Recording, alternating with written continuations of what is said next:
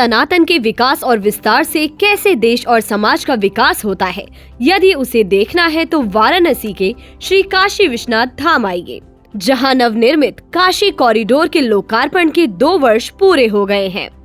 इन 2 वर्षों के दौरान काशी विश्वनाथ धाम की यात्रा करने वाले श्रद्धालुओं की संख्या में अभूतपूर्व वृद्धि देखने को मिली है।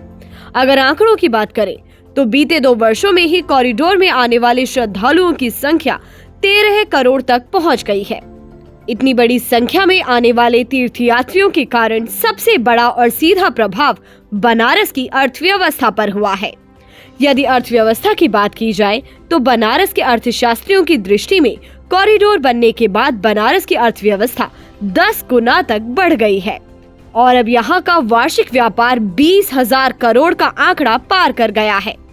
यह आंकड़ा तीर्थयात्रियों द्वारा बनारस में किए गए खर्चों के आधार पर अनुमानित किया गया है।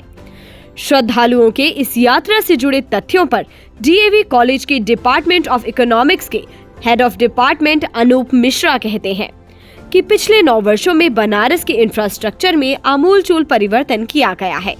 एयरपोर्ट से लेकर रेलवे और सड़क मार्ग में श्रद्धालुओं की यात्रा को अनेक सुविधाओं के माध्यम से सुगम और सरल बनाया गया है। इसी का परिणाम है कि आज यहां आने वाले श्रद्धालुओं की संख्या में प्रतिवर्ष 10 गुना की वृद्धि हुई है। श्रद्धालुओं में काशी की लोकप्रियता का अनुमान आप इस बात से लगा सकते हैं कि पिछले 2 वर्षों के दौरान यहां आने वाले श्रद्धालुओं की संख्या 13 करोड़ के पार पहुंच चुकी है।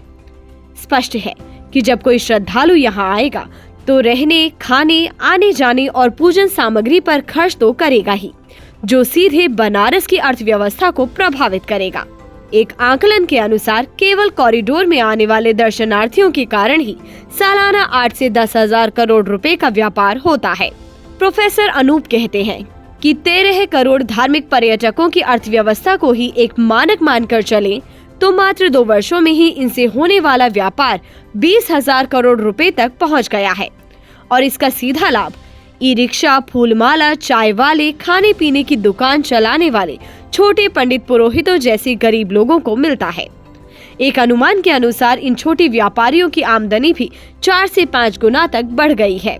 स्पष्ट है कि पीएम मोदी का सांस्कृतिक जागरण के साथ अर्थव्यवस्था को गति देने का जो विजन था, उसकी सबसे सफल प्रयोगशाला अगर कहीं दिखती है तो वह काशी विश्वनाथ कॉरिडोर है।